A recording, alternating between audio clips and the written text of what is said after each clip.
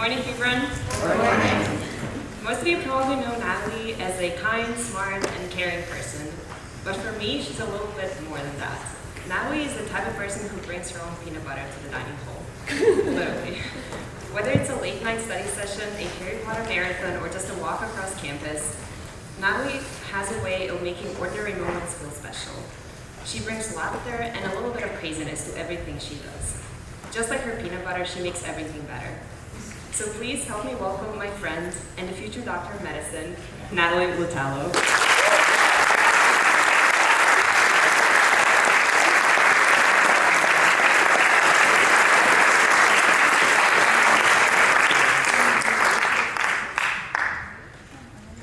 Good morning, Hebron. Good morning.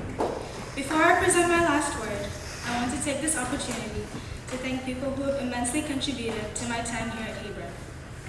Laura, Leah, Dr. Toby, Mr. Smart, Mr. Ruiz, Ms. Stokes, Aunt Amy, Uncle David, Mom, Dad, Nicole, and Nellie. Hebron, to me, wouldn't be the same without the shared laughter, the adviseful conversations, and support I exchanged with each of those people. Truly, thank you. I like to think of myself as a kind person. I tell myself I'm humble. I see myself as honest. Except, I do judge others. I have an inclination to think I know best, and I'm sometimes a bit flexible with the facts. The way that we perceive ourselves and who we believe ourselves to be may not be who we truly are. We often think that we live up to a standard belief or value system, but have never actually been challenged. So why do we pride ourselves on something we haven't proven we truly live by? We often aren't as nice as we think we are. We aren't as noble. We aren't as humble. We aren't as funny. We aren't as bold or as brave or intelligent or honest or as loyal or patient. We aren't as self-aware. We set high expectations, but how often do we live up to them? There's a blindness we encounter from the ways we were raised, from what we learned in school, or from our expectations and our experiences. And so we think the values we hold are going to come out in response to a situation we encounter because we believe we hold that value.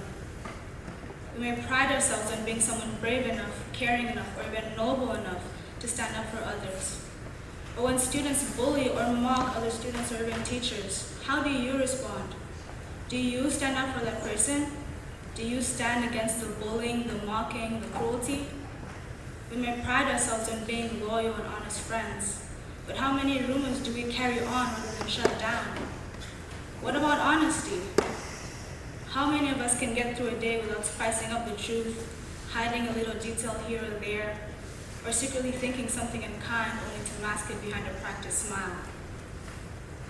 Standing here, I admit that I often fail to reach the standards I hold myself to. Recently, there was an incident with a friend that made me feel as though I had been stabbed in the heart.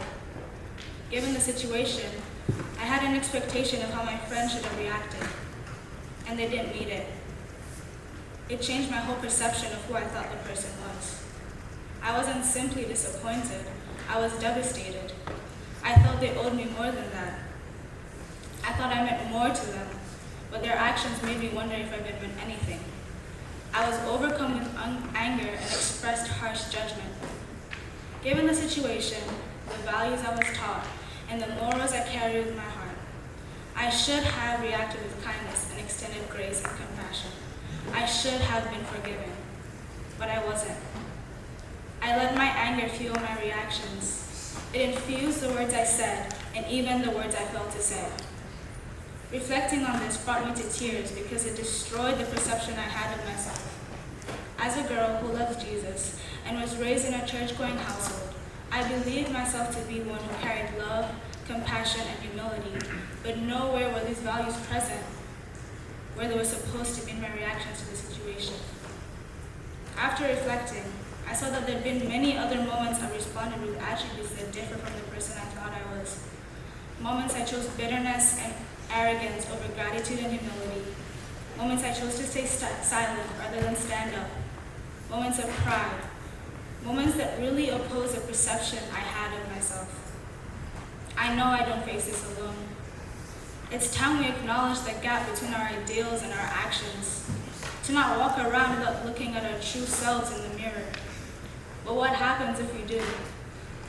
What happens if the true self is a disappointment? What happens once we do something we never thought we would? What happens when our self-perception has been shattered?